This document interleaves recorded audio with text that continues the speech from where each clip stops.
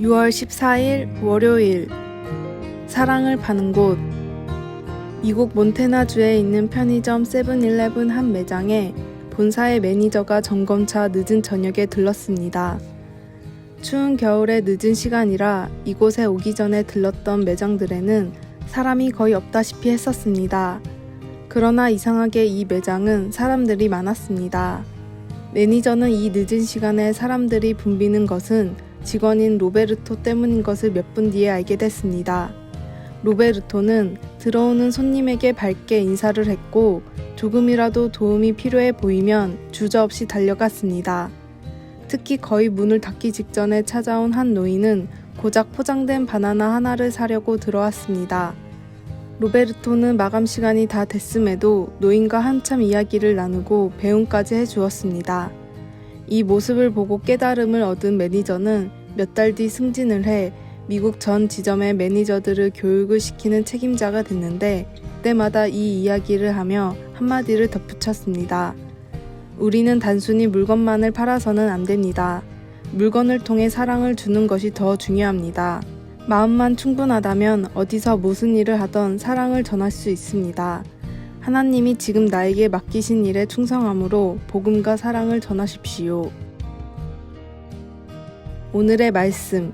우리가 이 계명을 주께 받았나니 하나님을 사랑하는 자는 또한 그 형제를 사랑할지니라. 요한1서 4장 21절. 오늘의 찬송 17장. 사랑의 하나님. 오늘의 만나. 주님, 전하지 않고는 견딜 수 없는 사랑이 충만한 삶을 살아가게 하소서. 주님이 주신 일터나 장소에서 최선을 다해 사랑을 전합시다.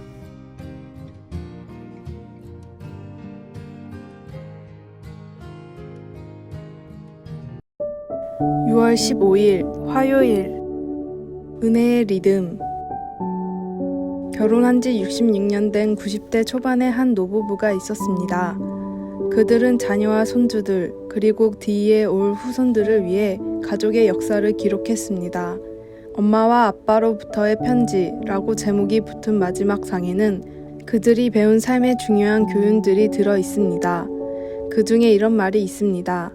만약에 기독교 신앙이라는 것이 너희를 피곤하게 하고 힘들게 한다면 너희는 예수 그리스도와의 관계를 누린다기보다는 그저 종교 생활을 하고 있는 것이다. 너희가 주님과 동행한다면 지치지 않고 활력이 생기며 강하게 되고 삶이 활기차게 될 것이다. 마태복음 11장 28절에서 29절.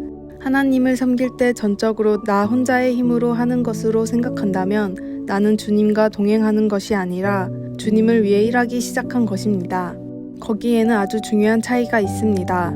내가 주님과 동행하지 않으면 영적으로 메말라 가고 깨어지기 쉬우며 사람들도 하나님의 형상으로 지음받은 동료라기보다는 귀찮은 존재가 되어버립니다. 모든 것이 못마땅해 보입니다. 우리가 예수님과의 관계를 기쁨으로 누리는 것이 아니라 종교 생활을 한다는 생각이 든다면 그때가 바로 모든 짐을 내려놓고 주님의 자연스러운 은혜의 리듬에 맞추어 주님과 동행해야 할 때입니다.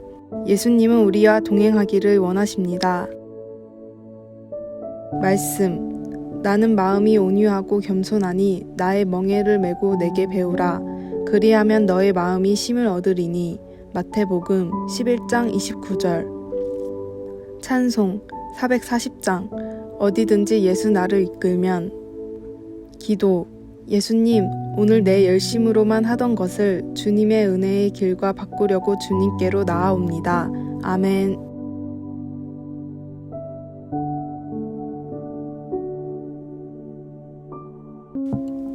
(6월 16일) 수요일.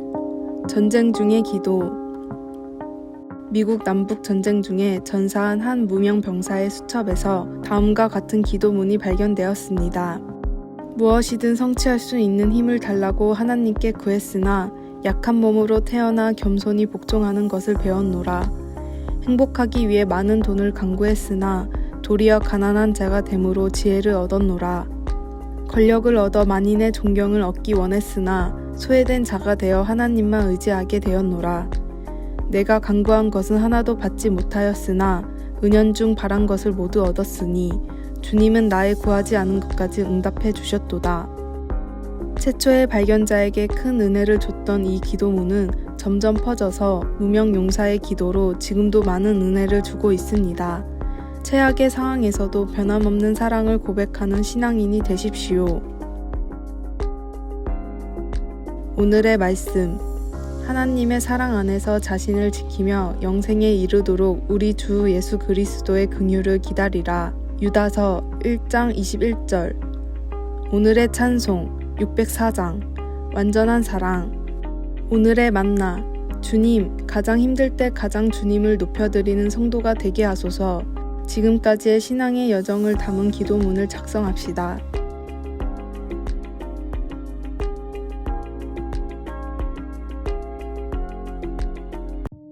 6월 17일 목요일. 웃는 이유. 직장에서 격려의 말은 중요합니다.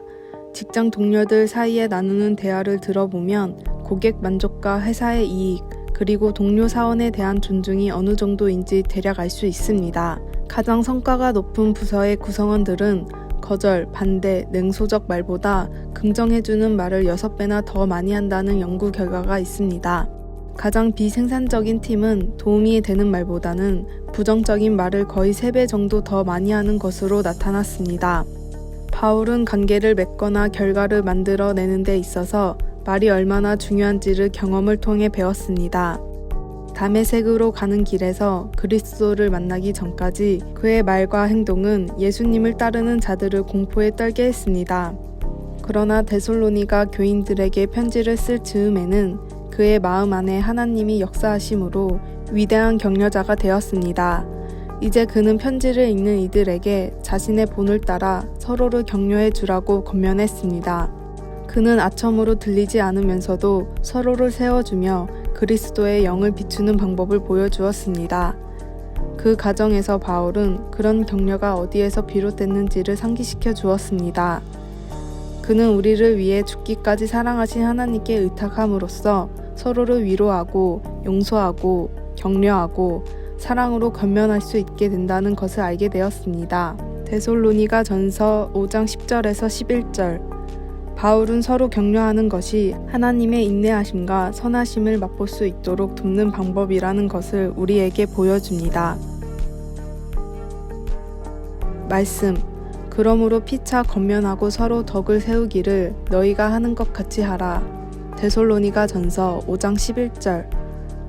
찬송 212장. 겸손히 주를 섬길 때. 기도. 하나님 아버지, 하나님께서 언제나 우리에게 주시는 긍휼과 자비를 우리가 다른 이들에게 조금이나마 베풀 수 있도록 도와주소서. 아멘.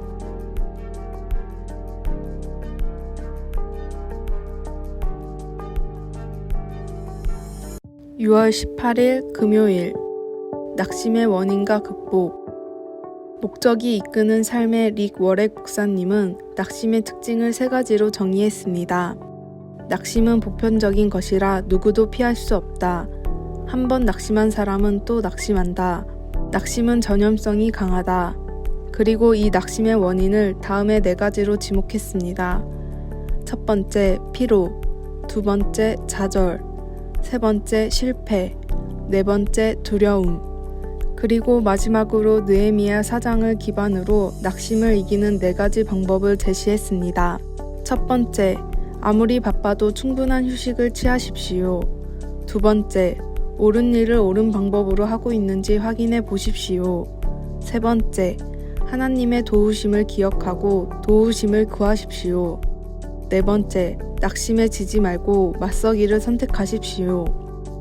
하나님을 섬기는 사람들도 때때로 낭망하고 넘어질 때가 있습니다. 그러나 이런 낙심은 감정의 문제이며 일시적인 현상입니다. 이겨내기 힘든 감정의 소용돌이가 생기더라도 잠잠히 하나님을 바라십시오.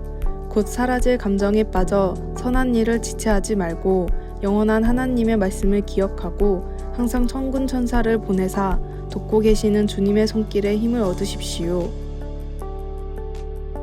오늘의 말씀.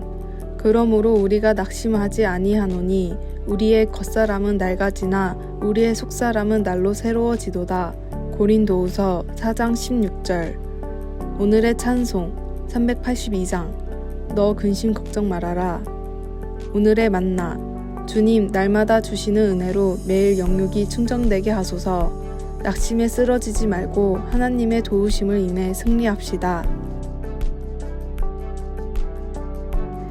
아래에 빨간색 글자 구독을 누르시어 더 많은 전도의 열매를 맺으시기를 기도합니다.